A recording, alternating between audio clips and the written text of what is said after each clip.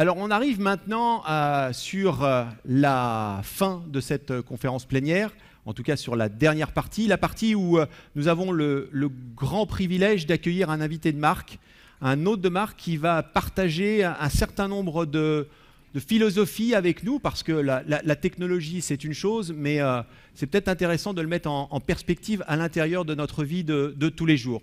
Et pour cela, cette année, nous avons le grand honneur d'accueillir Joël de René. Joël de René est un scientifique, c'est un docteur ès sciences. Il est ancien enseignant-chercheur au MIT aux États-Unis. Il est aussi conseiller de la présidente d'Universcience en France. Universcience regroupe à la fois la Cité des Sciences et de la Villette et le Palais de la Découverte. Il est aussi prospectiviste et président exécutif de Biotique International, qui est une société de conseil sur les hautes technologies. Et en tant qu'écrivain, il a écrit de nombreux best-sellers qui nous montrent et qui nous expliquent ce qu'est la science et les technologies du futur.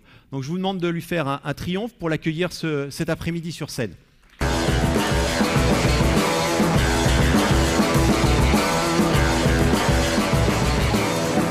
Bravo, vous n'avez pas lu, vous l'avez...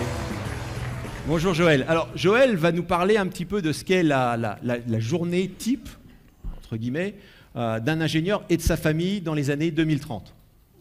Exactement, merci beaucoup pour votre présentation. Je vous propose en fait de changer un peu de style et pour raconter la journée d'un ingénieur ou peut-être le week-end de travail et de loisirs d'un ingénieur et de sa famille en 2030, j'ai choisi un mode narratif et illustré une sorte de docu-fiction, si vous le voulez, qui raconte une histoire avec des personnages.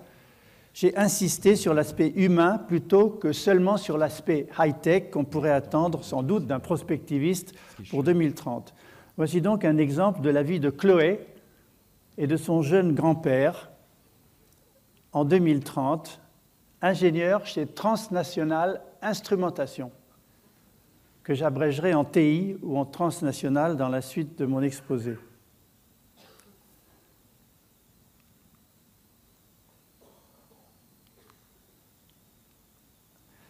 C'est le samedi 26 octobre 2030, j'ai vérifié. Une jolie maison de campagne dans le département de l'Yonne, une pelouse régulière grâce au gazon à pousses génétiquement contrôlé.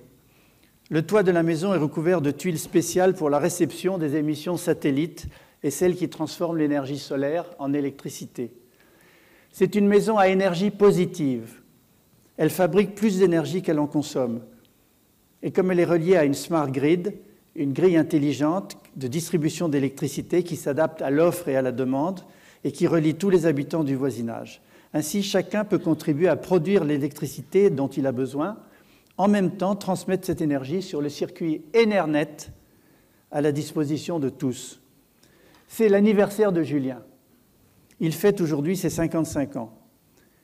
Il a pris une journée de liberté autorisée par son entreprise Transnational Instrumentation, une journée dite Blue Sky, inventée par Google en 2010 pour permettre aux ingénieurs de réfléchir, créer, innover, sans contrainte hiérarchique, en toute liberté et avec rémunération assurée.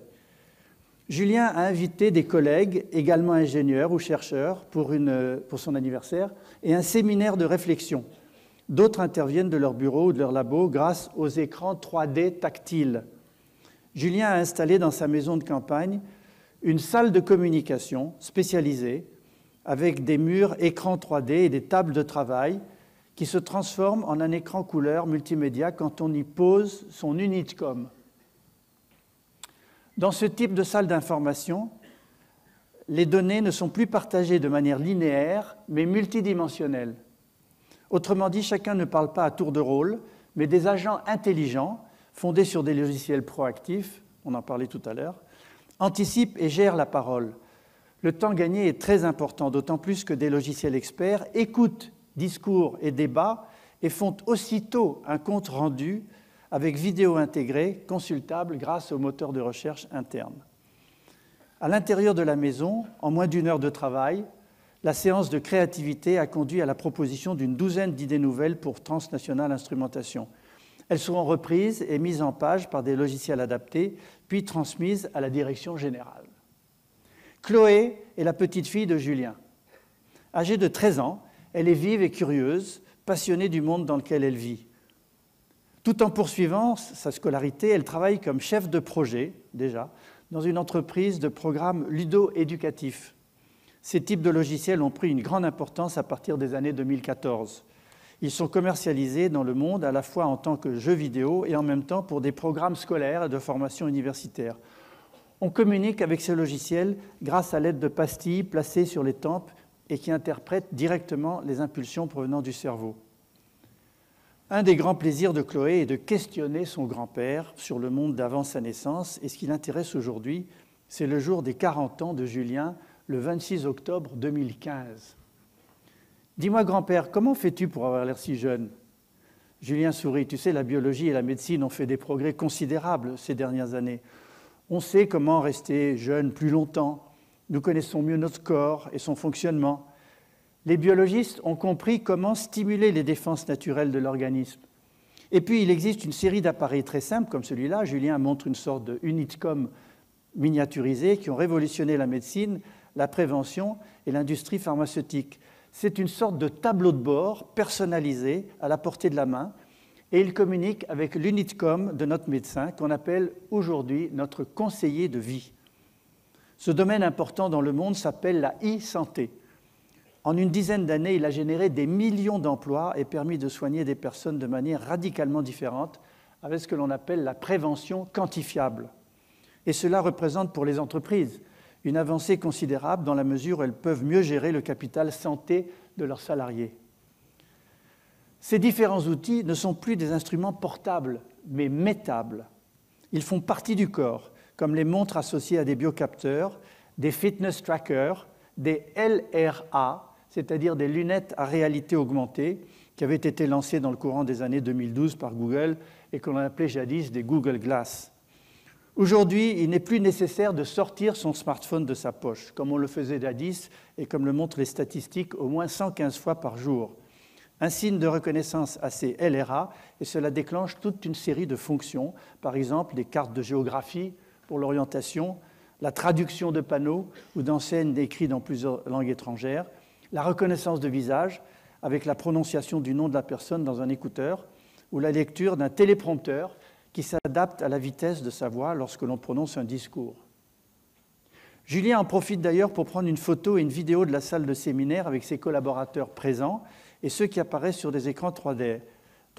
Grâce à une simple commande vocale, ces lunettes transmettent aussitôt ces informations à son frère qui se trouve en randonnée dans la forêt et qui participe indirectement à la réception d'anniversaire ainsi qu'à la séance de créativité. Chloé pose une nouvelle question. Est-ce qu'il y avait à ton époque des maladies graves ? Oui, bien sûr, mais à la fin de 2026, le sida, le cancer, les maladies cardiovasculaires ont été en partie vaincus grâce à la prévention, l'alimentation, l'exercice et surtout au dépistage précoce du gène qui les favorise, grâce aussi à des vaccins génétiques.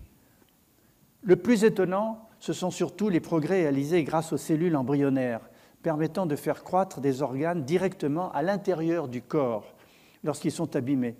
On a également réussi à produire des organes artificiels par des bio-imprimantes 3D. Julien discute avec son père, Bernard, 93 ans, attiré par cette conversation sur la biologie. « J'espère que je serai encore parmi vous pour fêter tes 75 ans, Julien, annonce Bernard. Je me sens très en forme. » Julien regarde son père avec affection. Depuis la fin des années 90, des biocapteurs ont fait des progrès considérables. Ce sont des éléments miniaturisés, des biopuces fabriquées par les techniques de l'électronique moléculaire et implantés près de certains organes dont ils régulent les fonctions. Tu te souviens, Père, quand on t'a mis ton nouveau régulateur cardiaque et ton glucocontrôle asservi, tu m'as presque battu en électrovélo. Il existe même désormais des puces nanoélectroniques biocompatibles que l'on peut introduire dans le cerveau des personnes atteintes de la maladie d'Alzheimer ou de dépression grave.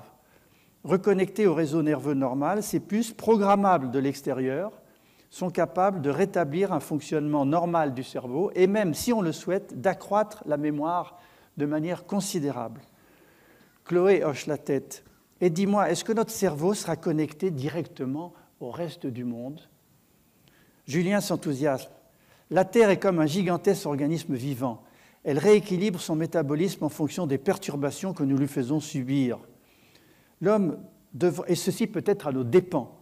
Ne l'oublie pas, pour survivre, l'homme devra entrer en symbiose avec la société et l'écosystème.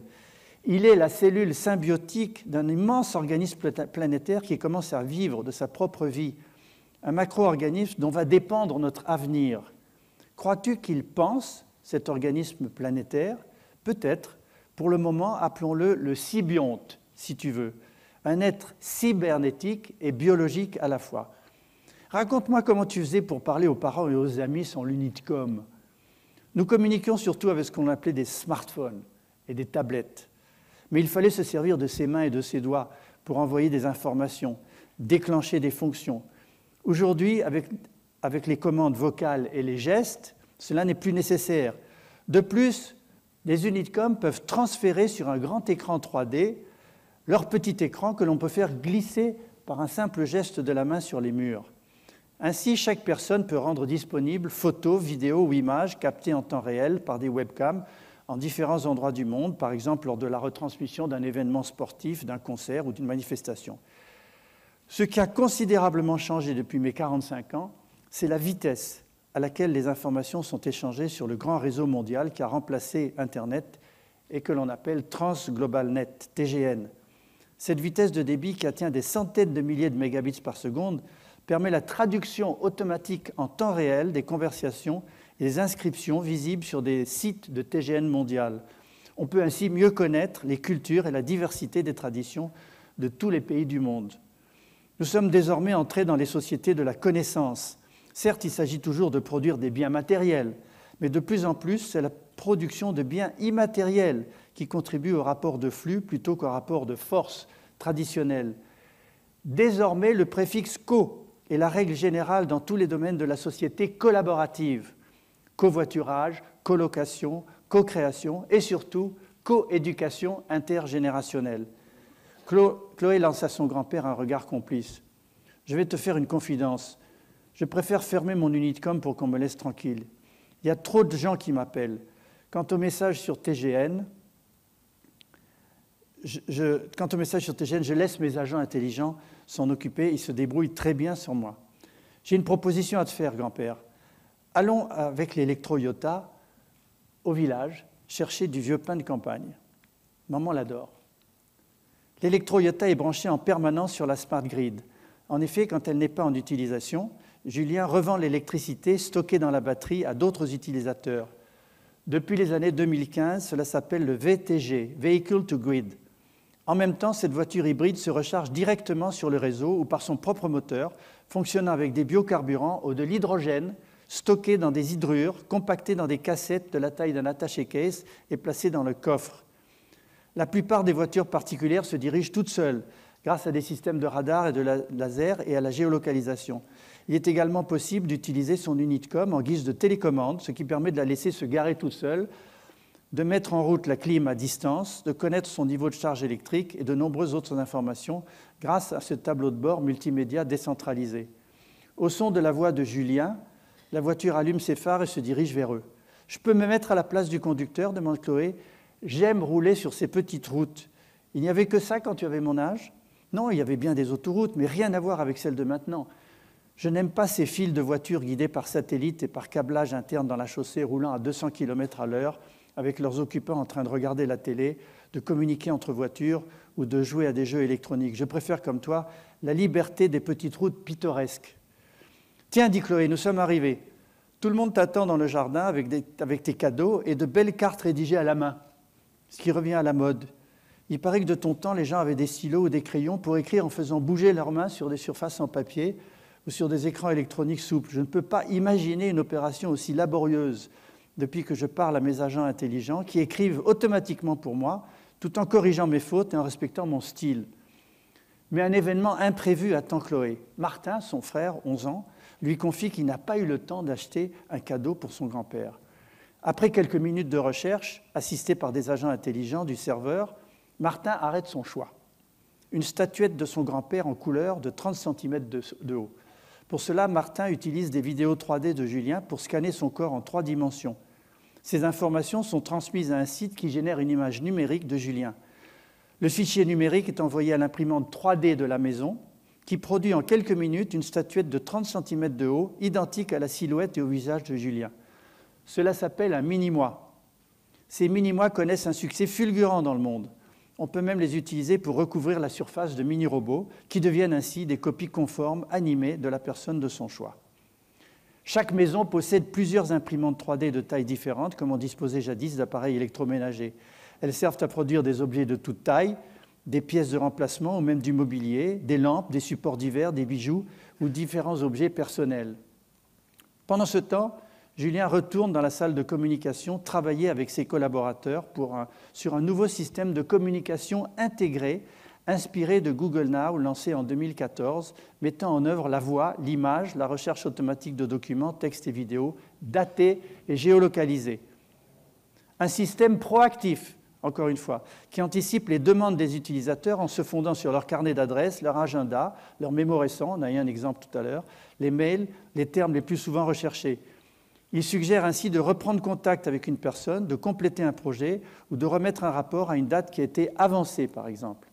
Julien fait un discours de conclusion devant une trentaine d'experts et de techniciens situés dans une dizaine de pays. Compte tenu de l'importance de ce qu'il va dire, il utilise le prompteur disponible sur ses LRA, lunettes à réalité augmentée. Plus tard, entouré des siens, Julien souffle ses 60 bougies, tout le monde applaudit, on ouvre une bouteille de champagne. D'autres membres de la famille sont attendus ce soir pour un grand dîner au coin du feu. Chloé se sent capable d'écouter son grand-père pendant des heures. Tout à l'heure, ses parents viendront la rejoindre afin de la ramener à Paris demain matin. Le but est de consacrer le dimanche à une visite de l'exposition internationale organisée par l'entreprise dans laquelle travaille Julien, TI, Transnational Instrumentation. Comme il n'y a plus de place sur le Magnet TGV et que les contrôleurs de l'autoguide satellite sont en grève, comme d'hab, Chloé change déjà aux embouteillages qu'il faudra affronter pour entrer dans la capitale.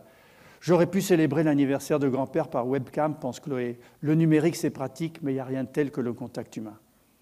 Le lendemain dimanche, Julien, Natacha, Martin et Chloé arrivent devant les bureaux de TI proches de Nanterre. Leur voiture autoguidée se dirige seule vers le parking où une place lui a été réservée.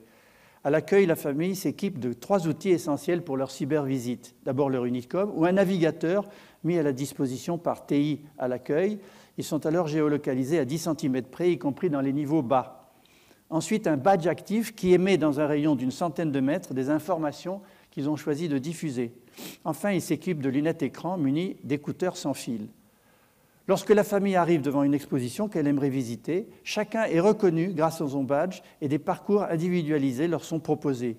Ils peuvent aussi assister à des conférences, débats ou aller directement au cinéma holographique en 3D pour visualiser un voyage à l'intérieur du corps humain réalisé avec des biocapteurs réalisés par TI. Malgré toute cette technologie et la présence du numérique, le contact humain est très fort. Il est possible de créer des groupes d'affinités par pays, par ville, par tranche d'âge.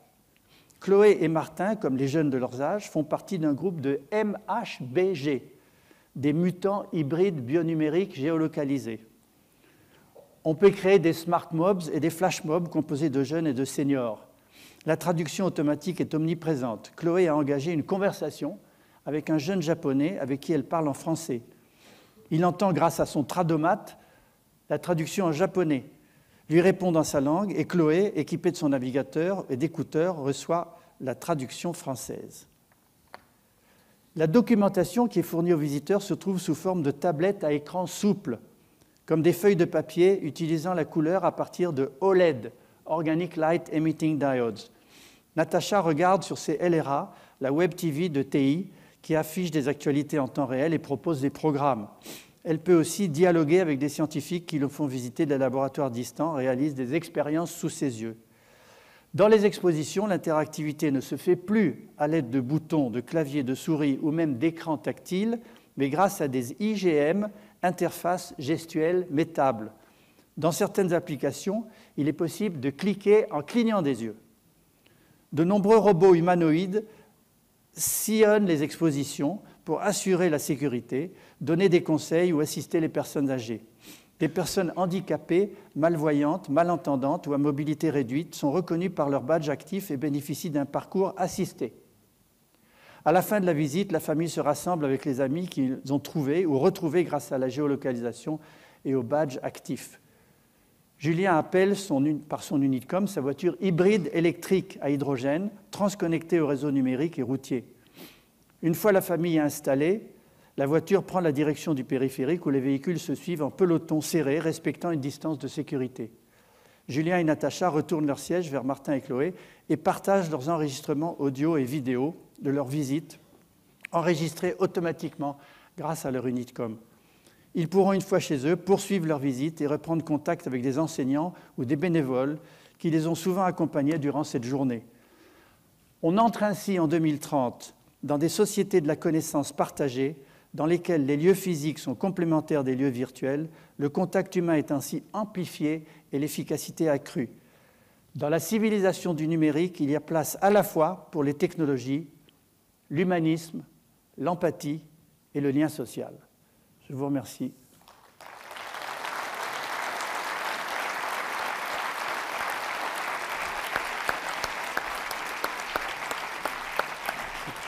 Merci beaucoup, Joël. Merci en tout cas pour avoir partagé avec nous cette journée du futur, cette journée de cette famille, et puis surtout d'avoir une vision extrêmement positive du futur. Parce que dans le monde dans lequel on vit, on a plutôt tendance à regarder les choses un petit peu avec un œil noir sur ce qui va nous arriver. J'essaye de donner envie du futur, c'est ce qu'on fait à Universcience. Comprendre, vouloir, aimer, construire le futur. Et en tout cas, ce qui est très agréable aussi, c'est le côté humain que vous avez rajouté. Pour moi, c'est fondamental. Je n'ai pas envie de parler que de high-tech.